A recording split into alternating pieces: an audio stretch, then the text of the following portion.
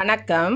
நான் கீதா அன்பழகன். இன்றைக்கி என்ன பதிவு நம்ம பார்க்க போகிறோம் அப்படின்னா, இந்த வருகின்ற சித்ரா பௌர்ணமியை பற்றி தான். சித்திரை மாதத்தில் வருகின்ற இந்த சித்ரா பௌர்ணமி மிகவும் விசேஷமாக வருகிறது. இது பல ஆண்டுகளுக்கு அப்புறம் இந்த ஒரு அமைப்போடு வந்திருக்கிறது அப்படின்றது ஜோதிடர்களோட கருத்து. அது என்ன அப்படின்னு சொன்னால், மேஷ ராசியில் குருவோடு சேர்ந்திருக்கின்ற நேரத்தில் சந்திர பகவான் நோக்குவதனால் இந்த பௌர்ணமி மிகவும் சிறப்பான பௌர்ணமியாக கூறப்படுகிறது. அதுவும் செவ்வாய்க்குரிய நாளாகிய செவ்வாய்க்கிழமையிலே இந்த பௌர்ணமி திதி வருகின்றது. இது மகா சித்ரா பௌர்ணமி என்றே அழைப்பார்கள். இது ரொம்பவும் அதிர்வலைகள் அதிகமாக உள்ள அற்புதமான ஒரு நாள். அது மட்டும் இல்லாமல் இன்றைய பௌர்ணமி நிலவு சற்று பிரகாசம் அதிகமாகவே இருக்கக்கூடிய மற்ற பௌர்ணமி நிலவை விட இந்த பௌர்ணமி நிலவு சற்று அதிகமான வெளிச்சத்தோடு இருக்கக்கூடியதாக அமைந்திருக்கும்.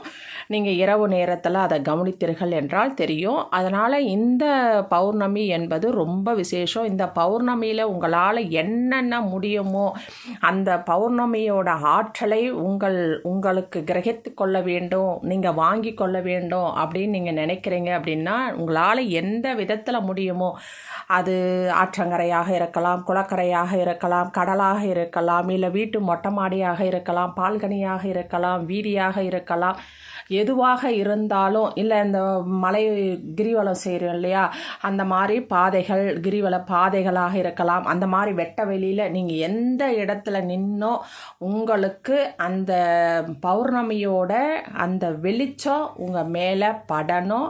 அந்த வெளிச்சத்தை நீங்கள் கிரகித்து கொள்ளணும். அந்த அதிர்வலைகளை நீங்கள் வாங்கி கொள்ளணும். அந்த நேரத்தில் அந்த வைப்ரேஷனில் நீங்கள் இருக்கிறது என்பது மிக மிக மிக உன்னதமான பலன்களை உங்களுக்கு கொண்டு வந்து சேர்க்கும். இந்த ஆண்டு இந்த பௌர்ணமியில் செய்கின்ற நம்முடைய அத்தனை விஷயமான வேண்டுதல்களும் அடுத்த ஆண்டுக்குள் உங்களுக்கு நிறைவேறி கொடுக்கும். மன தைரியம் முதல்ல கூடும், மனம் வலிமையாகும். மனோகாரகன் என்று சொல்வார்கள் சந்திரனை.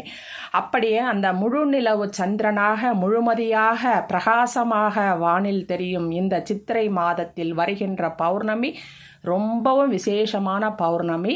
இந்த பௌர்ணமியை யாரும் தவற விடாதீங்க. இந்த பௌர்ணமி எந்த நேரத்தில் வருது அப்படின்னு சொல்லி பார்த்தா, அதற்கு முன்னாடி இந்த வீடியோவை முதல் முறையாக பார்க்குறீங்க அப்படின்னு சொன்னால் இந்த பதிவை நீங்கள் சப்ஸ்கிரைப் பண்ணிவிட்டு இந்த சேனலை பக்கத்தில் இருக்கிற பெல் ஐக்கானை அழுத்துங்க.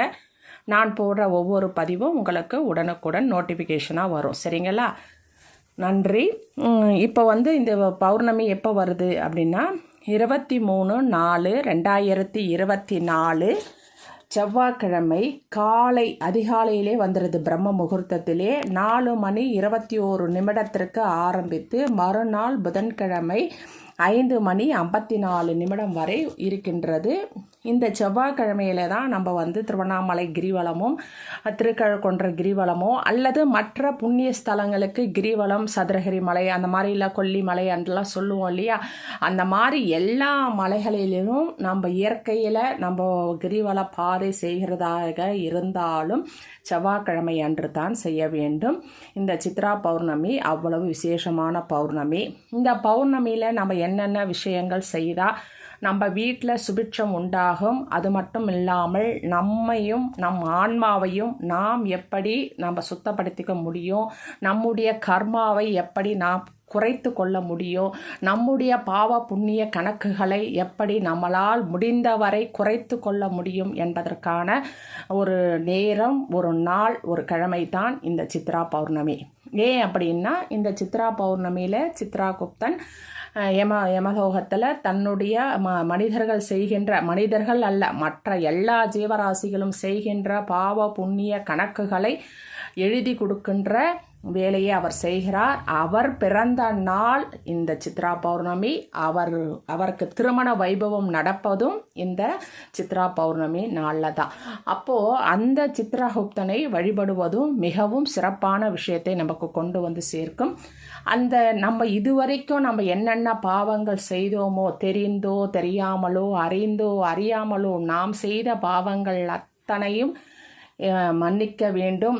நாங்கள் செய்த பாவங்கள் கடுகளவாவது குறைந்து நாங்கள் செய்த புண்ணியம் மலையளவாக பெருகி எங்களுக்கு பலாபலனை தர வேண்டும் அப்படின்னு சொல்லிட்டு சித்ராகுப்தனை வழிபட வேண்டிய ஒரு அற்புதமான நாள் இந்த சித்திரை பௌர்ணமி. சரிங்களா?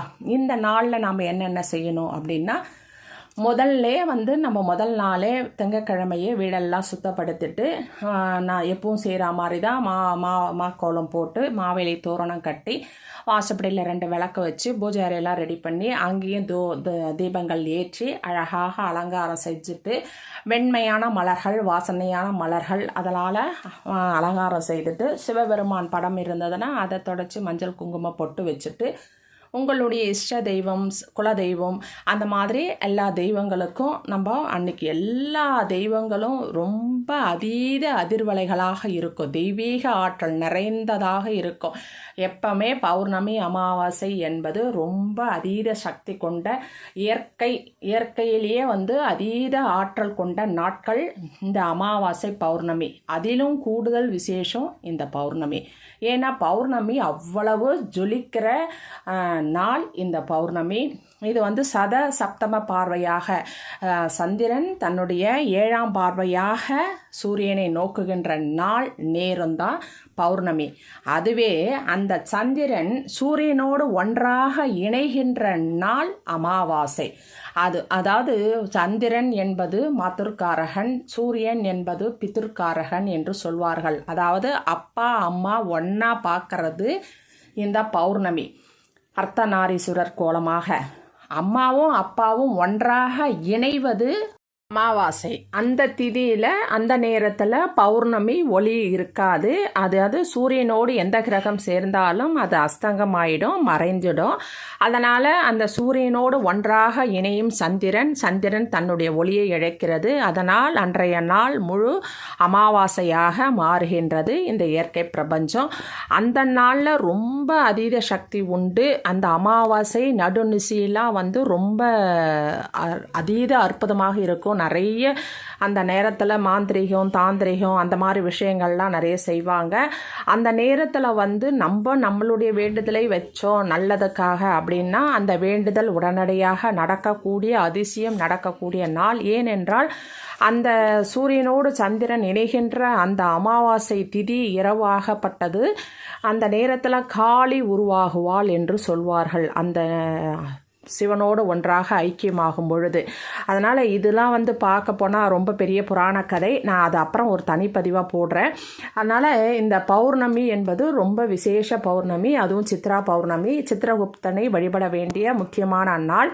அந்த நாளில் நம்ம செய்ய வேண்டிய ஒரு முக்கியமான விஷயம் என்ன அப்படின்னு சொன்னால், நம்ம வீட்டு பூஜை அறையெல்லாம் சரி பண்ண பிறகு 5 சித்திர அன்னங்கள் சொல்லுவோம். அதாவது மாங்காய் சாதம், தேங்காய் சாதம், எலுமிச்சை சாதம், சக்கரை பொங்கல், சாதா பொங்கல், அந்த மாதிரி உங்களால் என்ன முடியுதோ அதில் ஒரு கலவை சாதமாக செஞ்சு வைங்க நெய்வேத்தியமாக. மலர்கள், வெண்மையான மலர்கள், வாசனையான மலர்கள் வைங்க. குறிப்பாக ஒரு நோட்டு, ஒரு பேனா வைங்க. அந்த இடத்துல அந்த சித்திரகுப்தனுடைய பேரை எழுதி வைங்க. எழுதி வச்சுட்டு அந்த நேரத்தில் மனசார தூபதீப ஆராதனை செஞ்சுட்டு உங்கள் வீட்டில் இருக்கிற எல்லாரும் உட்காந்து ஆசீர்வாதம் வாங்கிக்கின்னு உங்கள் இஷ்ட தெய்வம், குலதெய்வம், சித்திரகுப்தர் அது மொத்த பேருக்கும் நீங்கள் மனதார பிரார்த்தனை செஞ்சு அந்த நேரத்தில் அந்த நோட்டில் நீங்கள் அந்த ஒவ்வொருத்தரும் கூட எழுதலாம், என்னுடைய பாவங்கள் நான் செய்த இதுவரைக்கும் நான் செய்த பாவங்கள் அத்தனையும் கடுகளவாக கடுவு போல குறையணும், சின்னதாக ஆகணும். நான் செய்த புண்ணியம் கடுகளவு சின்னதாக தான் நான் புண்ணியம் பண்ணிக்கிறேன் அப்படின்னா கூட அந்த புண்ணியம் மலையளவு பெருசாக இருக்கிற மாதிரி எனக்கு பலாபலன் புண்ணியத்தை தா.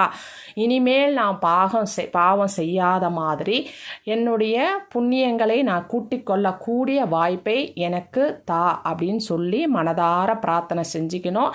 நம்ம செய்த பாவங்களுக்கு அவரவர்கள் செய்த பாவம் அவரவர்களுடைய மனதிற்கு தெரியும். அதனால் உங்கள் மனசுக்குள்ளே நினச்சி அந்த பாவத்திற்கு பாவ மன்னிப்பு கேட்டுக்கொள்ளுங்கள். இனி நான் பாவம் செய்யாதவாறு புண்ணியத்தை சேர்த்து கொள்ள வேண்டும், என்னுடைய புண்ணிய கணக்கு கூட வேண்டும் என்று சொல்லி அந்த சித்திரகுப்தனிடம் மனதார பிரார்த்தனை செய்துக்குங்க. அந்த மாதிரி பிரார்த்தனை செய்யும் பொழுது சிவாய நமக அப்படின்னு சொல்லி சிவபெருமானை வழிபாடு செய்யுங்க. ஏனென்றால் அந்த புண்ணியங்கள் கூடும் பொழுது அந்த சித்திரகுப்தன் சிவனைத்தான் கை நோக்கி காட்டுவார். அதனால் நீங்கள் அந்த நேரத்தில் சிவாய நமக என்று சிவனையும் நீங்கள் மனதார பிரார்த்தனை செய்து கொண்டு அந்த சித்திரகுப்த வழிபாடை மேற்கொள்ளுங்க.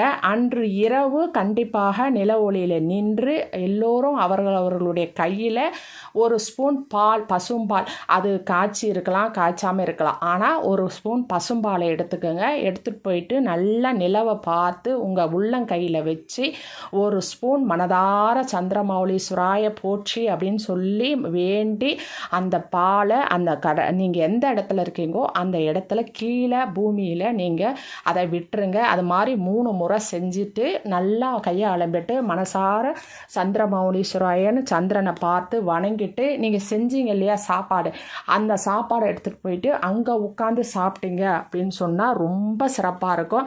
அது மொட்டை மாடியாக இருக்கலாம், பால்கனியாக இருக்கலாம், கடற்கரையாக இருக்கலாம், நீர்நிலையாக இருக்கணும். ஏன்னா சித்ராகுப்தனுக்கு நீர்நிலை என்பது ரொம்ப பிடிக்கும்.